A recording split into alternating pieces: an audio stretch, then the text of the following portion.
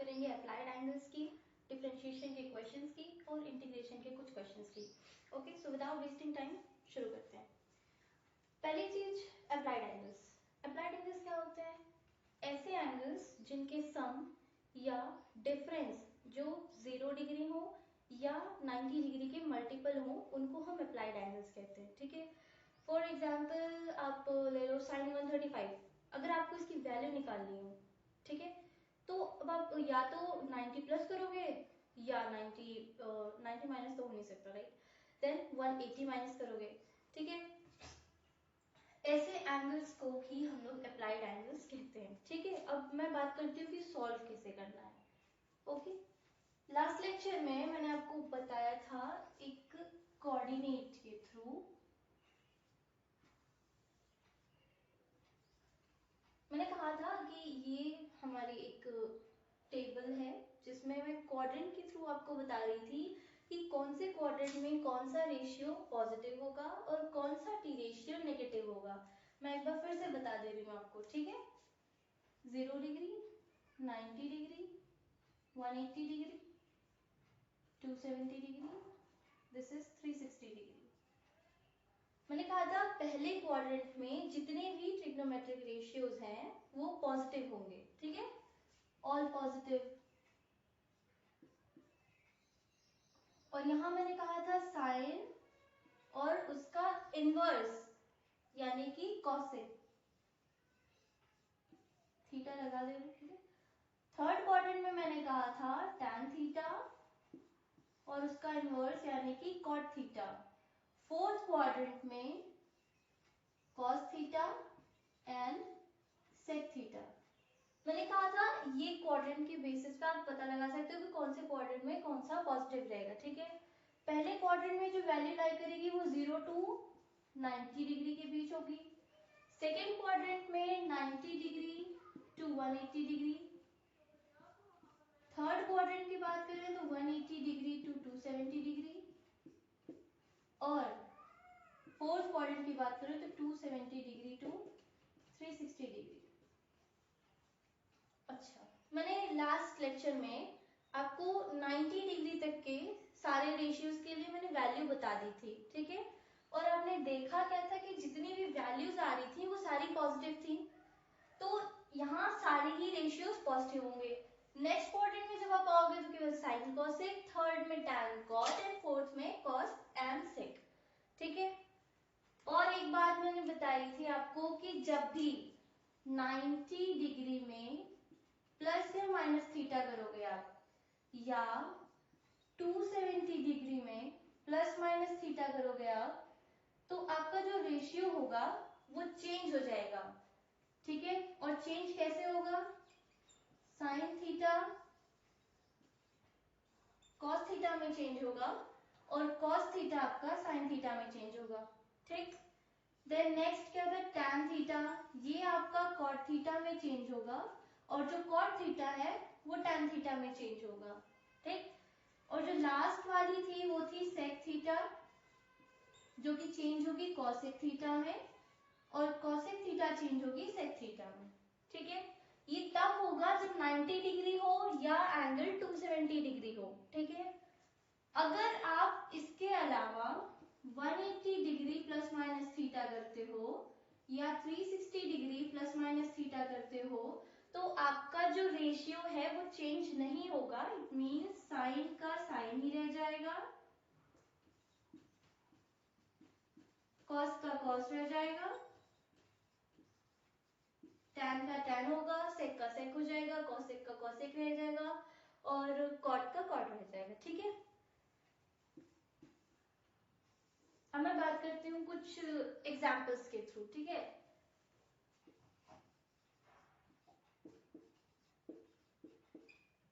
Suppose मुझे ये solve करना है sign 135 degree.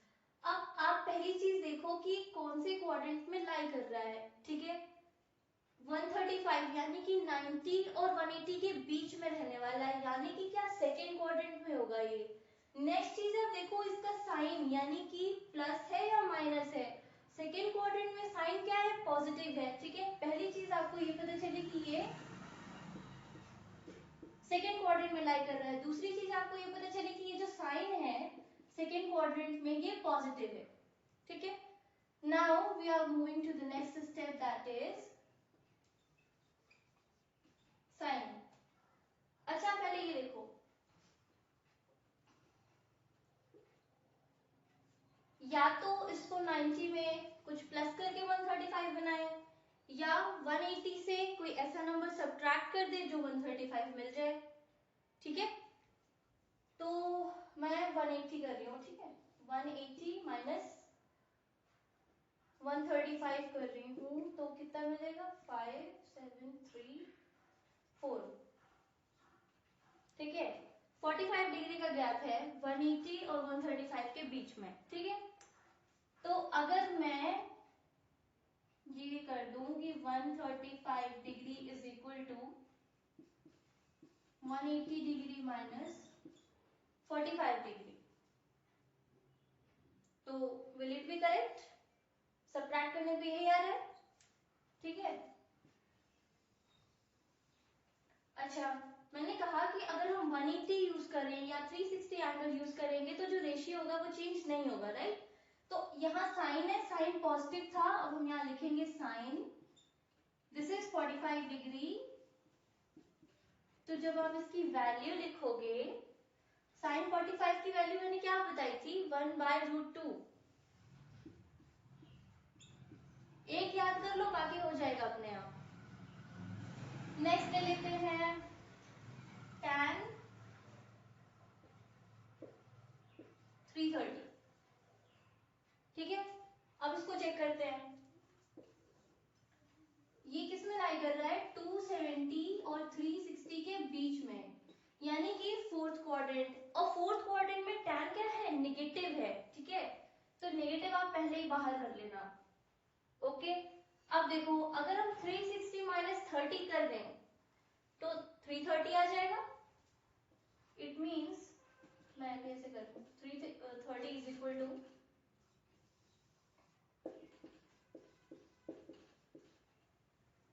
Is it correct? Okay next, अब मैं इक्वल टू लगा रही हूँ, मैंने कहा फोर्थ क्वाड्रेंट में tan नेगेटिव है, आप माइनस का साइन बाहर लगाओ, फिर tan and then what, 30 degree. tan 30 की वैल्यू 1/√3 होती है, बट यहाँ माइनस भी है इसलिए इसका आंसर क्या होगा, माइनस 1/√3, ओके।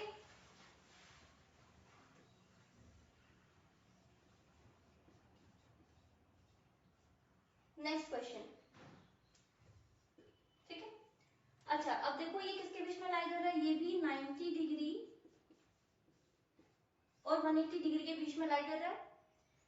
इट मींस ये भी सेकंड क्वाड्रेंट में आएगा, और सेकंड क्वाड्रेंट में हमारा कॉस तो नेगेटिव होता है, ठीक। अब हम करेंगे क्या, या तो इसमें आप 40 प्लस करो, 30 प्लस करो, 90 प्लस 30 कर लो तो भी 120 मिलेगा, या 180 माइनस 60 कर लो तो भी 120 मिलेगा, ठीक। मैं इस बार 90 में कर रही हूँ क्योंकि मैंने दो आपको एंगल्स दिखाए, हाँ दो मैंने किए जिसमें आपके रेशियोज चेंज नहीं हुए, पहला 180 दूसरा 360। अब मैं आपको एक इन एंगल्स के थ्रू दिखा रही हूँ, ठीक है। सो मुझे लाना क्या है 120 डिग्री, तो मैं 90 प्लस 30 डिग्री कर दूं तो ये 120 हो जाएगा, ओके। मैंने कहा था जब 90 डिग्री प्लस माइनस थीटा करेंगे या 270 डिग्री प्लस माइनस थीटा करेंगे तो जो रेशियो होगा वो चेंज हो जाएगा, और ये क्या है, कॉस है, ठीक है। मैंने कहा था साइन कॉस में हो जाएगा और कॉस साइन में आ जाएगा, ठीक। तो ये कॉस क्या हो जाएगा, sine, and one more thing, ये सेकेंड क्वाड्रेंट में आ रहा था और सेकेंड क्वाड्रेंट में कॉस क्या है, नेगेटिव है, इसलिए माइनस साइन लगाएंगे, माइनस साइन 30 डिग्री। साइन 30 की वैल्यू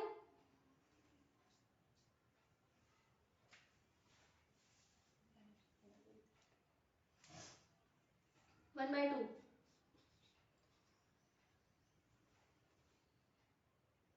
या सही है, okay. So this was about the applied angles. Now we will be talking talking about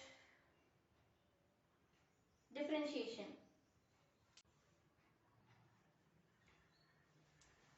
okay तो मैंने कुछ सेलेक्टिव क्वेश्चंस लिए हैं जिन पे आपको मैं बस थोड़ी अंडरस्टैंडिंग के लिए बता दूंगी, ठीक है, कि सॉल्व कैसे करना है। तो पहले क्वेश्चन से स्टार्ट करते हैं। पहला है 6x², ठीक है। यहाँ पे फॉर्मूला याद रखना कौन सा लगेगा, d/dx x⁴ वाला है ये, ठीक है। और ये इसका एक्सपेंशन क्या था, nx⁴n−1, ठीक। अच्छा तो अब इसको सॉल्व कर लेते हैं। ये 6 कांस्टेंट है, बाहर आ जाएगा। अब यहाँ पे ये चीज आप लगा लो, ठीक। 2 मतलब ये 6 × 2 हो गया, देन x n−1 यानी कि 2 - 1 1 हो जाएगा। तो इसका आंसर क्या होगा, 12x। ओके ये देखो, ये है, सिर्फ इतना ध्यान रखो, ये ऐसे ही होना है, बट यहाँ पावर क्या है, 0 है। सेम वे करेंगे तो ये जो 0 है, excuse me, not 0, it's 1, okay. तो 2 बाहर आएगा। जब आप d/dx करोगे तो जब आप x को डिफरेंशिएट करोगे तो ये 1 आएगा, ठीक है। इट मींस इसका आंसर जो होगा 2 होगा केवल। 2005, ये देख रहे हो पूरा कांस्टेंट है, यहाँ कहीं कोई वेरिएबल नहीं है और हमें डिफरेंशिएट किसके रिस्पेक्ट में करना है, x। तो यहाँ आपको कहीं भी x नहीं दिख रहा है, इट मींस इसका डिफरेंशिएशन क्या आएगा, 0 आएगा। Okay next is e⁴2x। ये देखो मैंने कहा था जब भी आप e⁴x का डिफरेंशिएशन करोगे या इंटीग्रेशन करोगे तो वही चीज आ जाएगी, बट ध्यान रखो यहाँ पे एक और डिजिट है जो कि 2 है, ठीक है। तो ये 2 आपका पहले बाहर आएगा, यानी कि मल्टीप्लीकेशन में आएगा 2, देन इनटू e⁴2x। x के साथ जो भी नंबर होता है हम उसका भी डिफरेंशिएट करते हैं, ठीक है। अगर यही चीज यहाँ पे अगर x नहीं होती, मैं यहाँ लिख रही हूँ, ठीक है, अगर ये सिर्फ ऐसा होता तो ये 0 आता, क्योंकि इसके साथ वेरिएबल नहीं है, ये भी एक कांस्टेंट ही है, ओके। पाई भी आपका एक कांस्टेंट है, तो उसका भी जब आप डिफरेंशिएशन करोगे तो वो भी 0 आएगा, ठीक है। Next is sin 3x। अच्छा मैंने कहा था कि जो x के साथ होता है उसको भी हम डिफरेंशिएट करते हैं। साइन का डिफरेंशिएशन मैंने बताया था cos x, ठीक। तो यहाँ पे देखो, ये कर लो पहले cos 3x, ठीक है। ये इसका डिफरेंशिएशन हुआ अभी। अच्छा मैं स्टेप वाइज आपको लिख के दिखा देती हूँ। d/dx of sin 3x, okay. जब आप इसको डिफरेंशिएट करोगे तो ये cos 3x हो जाएगा, बट अभी भी ये पूरी तरीके से डिफरेंशिएट नहीं हुआ है। ये d/dx ऑफ 3x इस टर्म का भी करेंगे, जो एंगल है हमारा वो भी डिफरेंशिएट होगा, ठीक है। तो जब आप इसको करोगे तो ये सेम तरीके से होगा जैसे आपने इसको किया था। तो ये 3 आपका बाहर आएगा, इट मींस इसका आंसर क्या होगा, 3 cos 3x,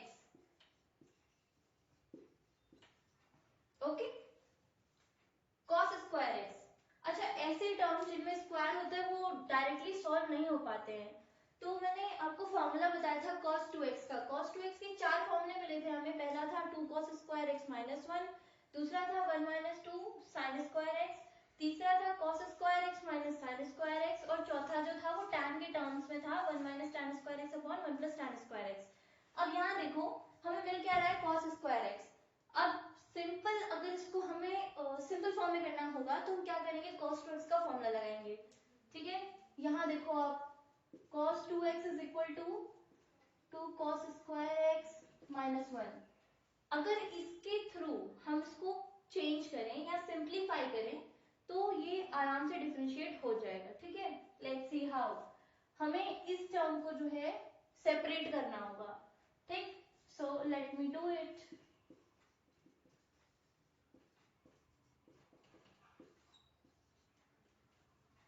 ठीक है, जब आप इसको सिंप्लीफाई करोगे तो ऐसे मिलेगा, यानी कि जो cos स्क्वायर x है, जब आप इसको सिंप्लीफाई कर रहे हो तो आपको मिल क्या रहा है, cos 2x plus 1/2।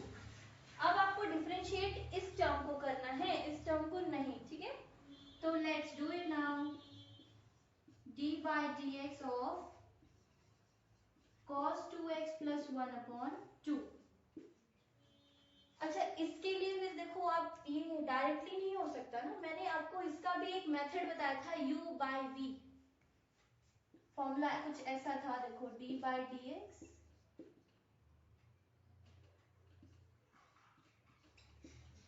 ठीक है।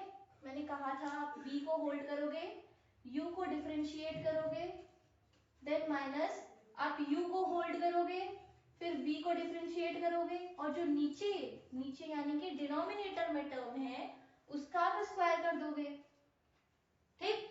इसी मेथड से, इसी को अप्लाई करते हुए हम इसको सॉल्व करने वाले हैं, ठीक है। Now let's see how. 2 हमने होल्ड किया, cos 2x plus 1, cos 2x का तो डिफरेंशिएशन इजीली हो जाएगा, cos का क्या होता है, माइनस साइन होता है, ठीक है। यहाँ पे एंगल क्या है, 2x माइनस साइन 2x होगा। जब आप 2x का करोगे तो वो 2 भी तो बाहर आएगा, ठीक है। मैं ये ब्रैकेट यूज कर रही होगी, यानी कि हमने जैसे ये आपने किया था अभी sin 3x का, मैंने कहा पहले आप इस टर्म को करोगे तो ये cos हो जाएगा, ठीक है, cos 3x हुआ। फिर मैंने कहा एंगल भी कर रहे हैं, ठीक है, यानी कि ये जो 3x है इसको भी डिफरेंशिएट करना होगा। तो फाइनली आंसर क्या मिला था, 3 cos 3x मिला था। सेम वे जब आप cos 2x का डिफरेंशिएट करेंगे तो -2 sin 2x मिलेगा, ठीक। प्लस में क्या है, 1 देखो कांस्टेंट है, जब भी कांस्टेंट का डिफरेंशिएट करते हैं तो वो 0 आता है, ठीक है। अब देखो आगे, -2 sin 2x, ये तो 0 हो गया, ठीक है। अब देखो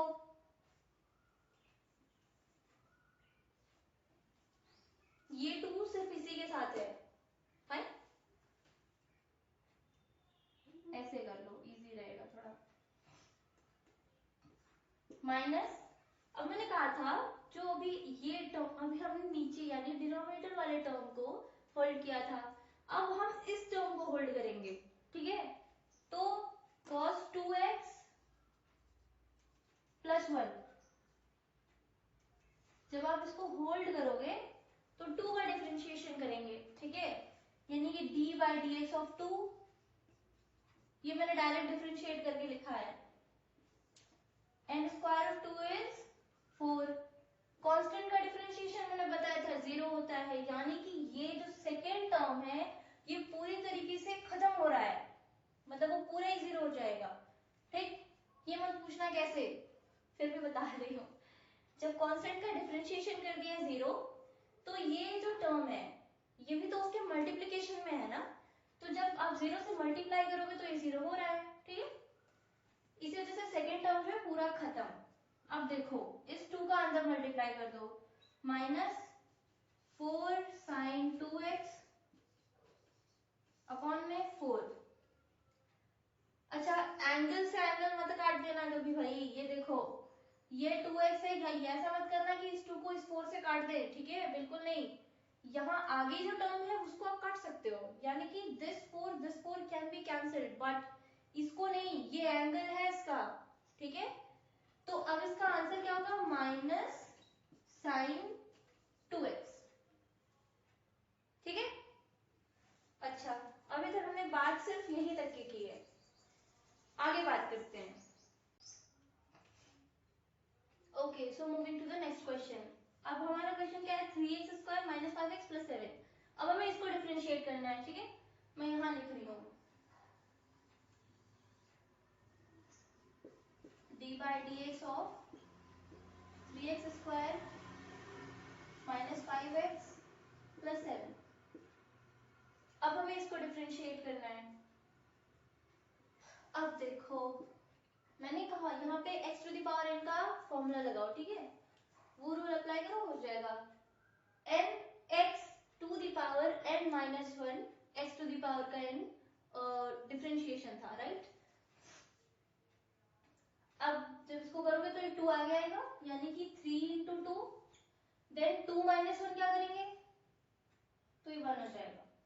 देन माइनस, अब जब 5x का डिफरेंशिएशन करोगे तो 5 तो होल्ड कर लिया, जब x का डिफरेंशिएशन करेंगे तो क्या आएगा, 1 आएगा, तो ये क्या हो गया 5। मैं ऐसे लिख दे रही हूँ, हम लोग बहुत कंफ्यूज हो जाते हो। प्लस 7, यानी कि जब डिफरेंशिएशन कांस्टेंट का करेंगे तो क्या आएगा, 0 आएगा, राइट। इसको भी भाई ऐसे कर लो, d बाई डी एक्स, ठीक है। अब इसको जब सिंप्लीफाई करेंगे तो अब देखो 3 into two x to the power 2 minus 1 यानी कि 1 माइनस 5, एक्स का डिफरेंशिएशन 1, तो ये आएगा 5 प्लस कांस्टेंट का 0। अब 6x माइनस 5 जो है इसका आंसर हो जाएगा। Now let's talk about the next question. तो नेक्स्ट क्वेश्चन हमारा क्या है, we have to find d by dt it is, okay। पहले d by dt निकालेंगे, ओके ओके।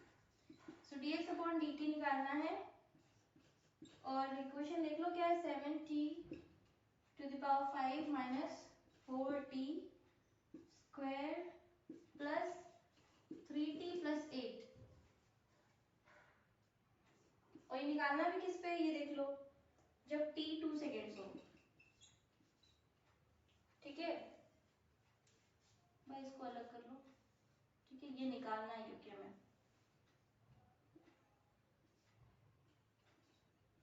ठीक है, ये क्वेश्चन है। अब हम इसको डिफरेंशिएट करेंगे पहले, ठीक है, यानी कि सब पे सेम रूल लगने वाला है यहाँ पे, x to the power n का, ठीक है, 7 d dt t to the power 5 minus 4 d by dt t square, then we have plus 3 d by dt t plus d by dt of 8, जितनी जा रही है। अच्छा, जब यहाँ पे रूल अप्लाई करेंगे तो ये क्या होगा, 7 into 5 t to the power 4 minus 4 into two t to the power 1, then ये देखो t है केवल, यानी कि ये क्या हो जाएगा प्लस 3 इंटू 1, और ये क्या हो जाएगा 0 हो जाएगा, तो फाइनली इसका क्या मिलेगा 35 t to the power 4 minus 8t plus 3।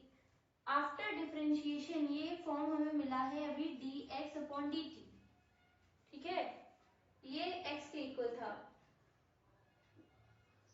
मतलब क्वेश्चन का फॉर्म आप समझ सकते हो, यहाँ लिखा है देखो x इज इक्वल टू, ये इक्वेशन है, फिर उसको जब डिफरेंशिएट करना है उसकी वैल्यू निकालनी है, और फिर तब निकालनी है जब t 2 सेकेंड्स पे हो। तो एक स्टेप तो हो गया हमारा कि dx अपॉन dt हमने निकाल लिया। अब जहां कहीं भी 2 है, t है, सॉरी t है, वहां पे आप 2 सेकेंड्स पुट करेंगे, ठीक है। इसको आप यहाँ देखो,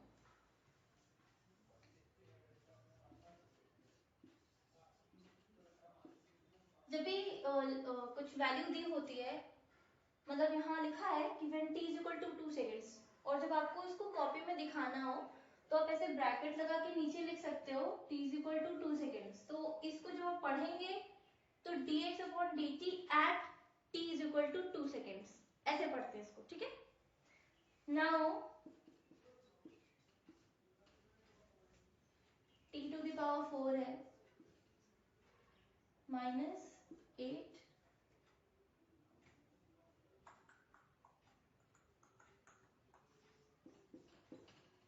2 प्लस 3, ओके। तो ये क्या होता है 8,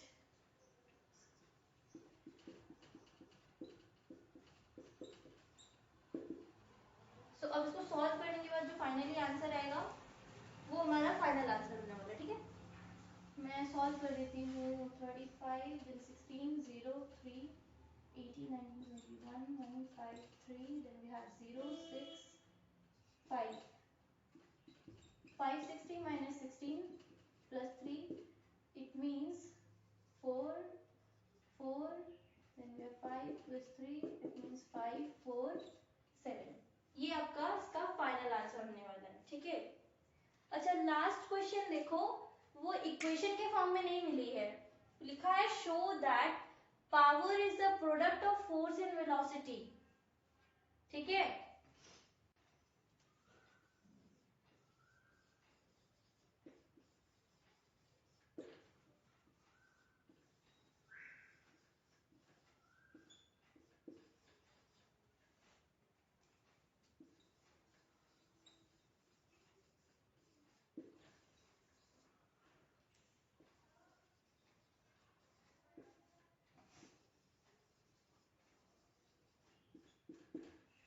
ओके, तो आपके कन्वीनियंट के लिए मैंने क्वेश्चन ऊपर लिख दिया है साफ साफ, ठीक है।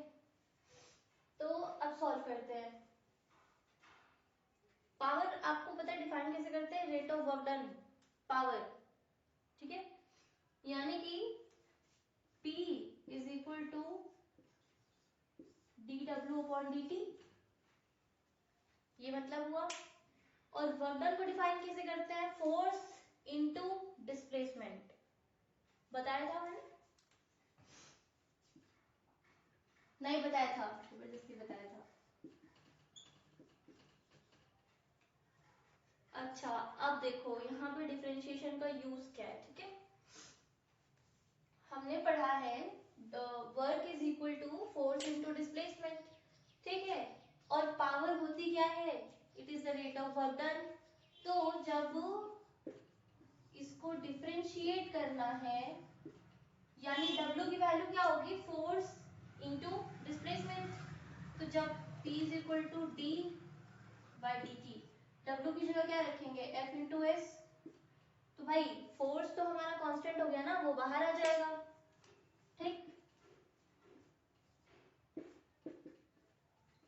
तो F D by d T, oh my God, ये देखो क्या गया, ds upon D T, displacement आया। लास्ट लेक्चर में मैंने बताया था कि जब डिस्प्लेसमेंट की रेट निकालते हैं तो क्या मिलता है, वेलोसिटी मिलती है, वेलोसिटी। इसका मतलब क्या हो गया, P is equal to F into v, यही प्रूफ करना था, हो गया प्रूफ, ठीक है। अब देखो, इतनी सिंपल सी चीज थी, इतना देख करके लोग कंफ्यूज हो जाते हैं कि इसमें करना क्या है। समझ में आ गई बात, है ना। अच्छा, ये तो हो गए आपके डिफरेंशिएशन की कहानी। अब हम बात करेंगे इंटीग्रेशन पे, ओके। तो अब बात करते हैं इंटीग्रेशन के क्वेश्चंस की। ज्यादा क्वेश्चंस वाले नहीं लिए हैं क्योंकि ये आपका मेनली यूज होगा केवल डिराइव करने के लिए क्वेश्चंस को, ठीक है। और ज्यादा इनका लाइक फॉर्मूलाज भी इतने यूज नहीं होने वाले, बट है इस बार टॉपिक। और जो मेनली आपका मैथमेटिकल टूल्स है, पॉइंट्स जो हमने बताए थे सारे, उसमें से जो मेनली है वो है आपका डिफरेंशिएशन, ट्रिग्नोमेट्री और इंटीग्रेशन, दैट्स इट। बाकी चीजें आपको मैंने नॉलेज के लिए बताई थी। Let's focus on this questions now, okay. तो पहली जो चीज है वो x to the power 5 dx को इंटीग्रेट करना है, ठीक है। मैंने कहा था this will be reverse of differentiation, okay. और डिफरेंशिएशन में हमने क्या पढ़ा था कि d by dx of x to the power n is equal to mx to the power n minus 1। यहाँ इंटीग्रेशन में मैंने क्या बताया था कि x to the power n अगर है तो जब उसका इंटीग्रेशन करेंगे तो वो हो जाएगा आपका x to the power n plus 1 upon n plus 1, okay. मैं यहाँ लिख देती हूँ,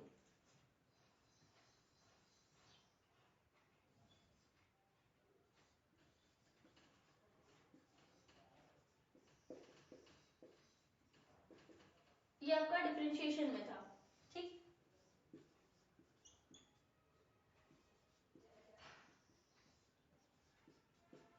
ये इंटीग्रेशन में होगा, ठीक है।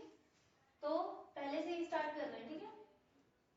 जब आप इसको ओपन करोगे तो क्या होगा, x 5 plus 1 6 और upon 6 plus c, c is the integration constant, right.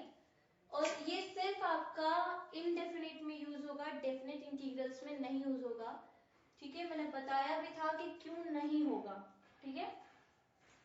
अच्छा, एक और चीज, डिफरेंशिएशन में अगर आपको इक्वेशन जैसे मैंने बताई थी कि 5x² माइनस 2x प्लस 7, वो एक इक्वेशन थी, अगर आप उसको डिफरेंशिएट कर रहे थे तो अलग अलग आपको नहीं करना पड़ रहा था कि 5x² को अलग करो, 2x को अलग करो, 7 को अलग करो, ठीक है। वो एक साथ आपने ब्रैकेट में करके पूरा डिफरेंशिएट कर लिया था। पर इंटीग्रेशन के साथ में ऐसा नहीं चलने वाला है। इंटीग्रेशन में अगर आपको 2, 3, 4 टर्म्स जो भी मिल रहे हो तो वो आपको सेपरेटली करना पड़ेगा, ठीक है। तो नेक्स्ट क्वेश्चन में हमारे पास 2 टर्म्स हैं। अब देखो इसको जब आप करोगे तो पहली चीज ये पहला टर्म होगा, नेक्स्ट में क्या है 1/√x प्लस लगाएंगे और ये नेक्स्ट टर्म होगा हमारा। अब इसको इंटीग्रेट करेंगे, ठीक है। अब यहाँ देखो यही पावर रूल ही लगने वाला है यहाँ पे, ठीक है। ये root means to the power 1/2 होता है, ठीक है। तो अब जब आप इसको करोगे तो मैं थोड़ा सिंप्लीफाई करके लिख रही हूँ आपके लिए, ये आप ऊपर कर लो तो इसका पावर क्या हो जाएगा, नेगेटिव हो जाएगा, ठीक है। तो अब पावर रूल अप्लाई करते हैं, तो जब आप 1/2 प्लस 1 करेंगे तो आंसर आपका 3/2 होगा, ठीक है। लेकिन जब आप -1/2 प्लस 1 करेंगे तो आपको हाफ मिल जाएगा, ठीक।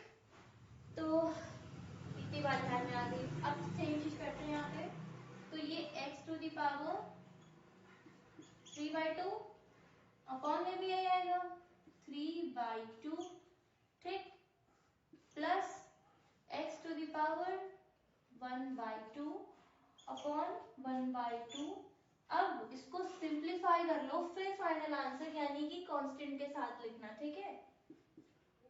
तो अब लिखते हैं, ये 2 ऊपर आ जाएगा तो ये हो जाएगा 2/3 into x to the power 3/2, ठीक। नेक्स्ट प्लस 2, अच्छा ये मैंने कहा था कि 1/2 जो है रूट के लिए लिखते हैं ना, तो अब आप इसको ऐसे लिख लो, कोई प्रॉब्लम नहीं अगर आपने ऐसे ही उसको शो कर दिया तो, ठीक है।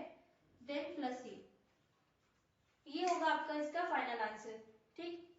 नेक्स्ट है आपका 1/sin²x, ये डायरेक्ट तो होगा नहीं, लेकिन मैंने बताया था कि जो cosec x है वो साइन का रेसिप्रोकल होता है। मैंने इसको ऐसे लिखा था, जो cosec x है this is equal to 1/sin x, ठीक। अभी देखो है क्या 1/sin² है, यानी कि क्या होगा cosec² होगा। तो अब इसको ऐसे लिखते हैं, ठीक है। cosec² का इंटीग्रेशन क्या था, -cot x, सिंपल था ना, बस यहाँ देख के थोड़ा कंफ्यूजन लग रही थी,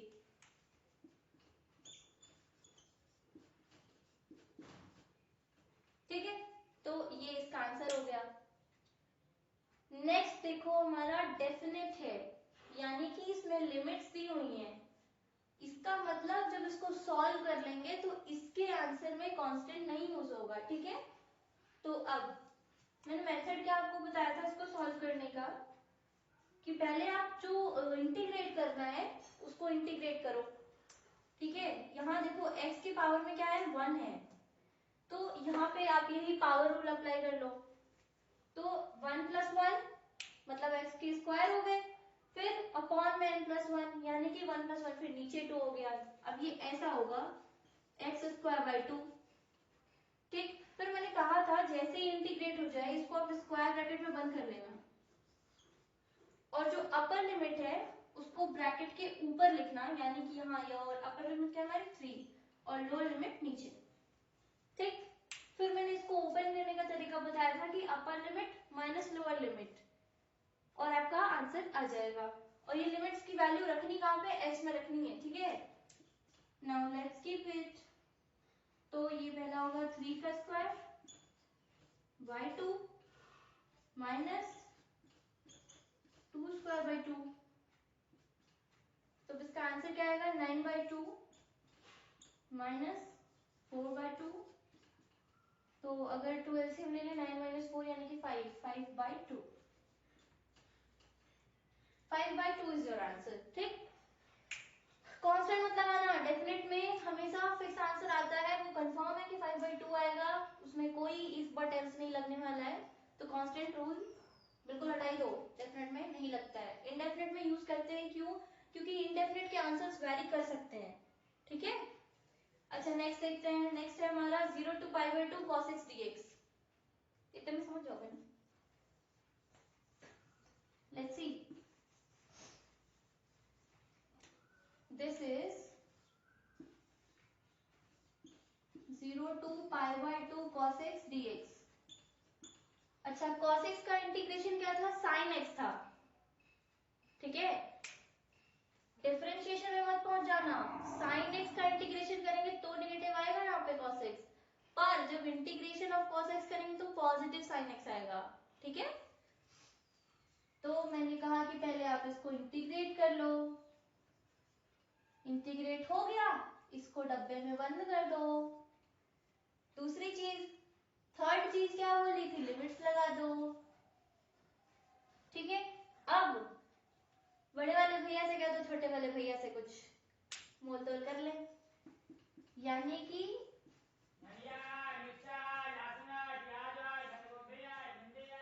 ये सब मत करना भाई।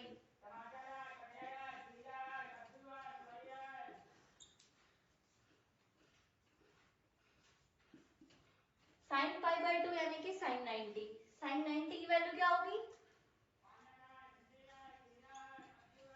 पालक भिंडी नहीं होगी भाई, 1 होगी। और sin 0 0। ठीक है, तो इसका आंसर 1 आ गया। ठीक है, नेक्स्ट देखो, नेक्स्ट है 1 + tan² x dx। आइडेंटिटी याद है? ट्रिग्नोमेट्रिक आइडेंटिटी, उसमें मैंने एक आइडेंटिटी बताई थी, याद करो, सेकंड वाली लिखी थी मैंने, इतनी लिखी थी। 1 + tan² x = क्या था? sec² x था। सिंपल है भाई, अब इसको डायरेक्ट लिखो, ट्रिग्नोमेट्रिक आइडेंटिटी यूज कर ली, ऐसे था।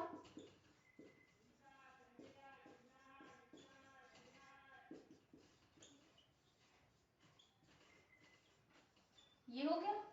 ठीक है, सिंपलीफाई किया मैंने, और कुछ नहीं है।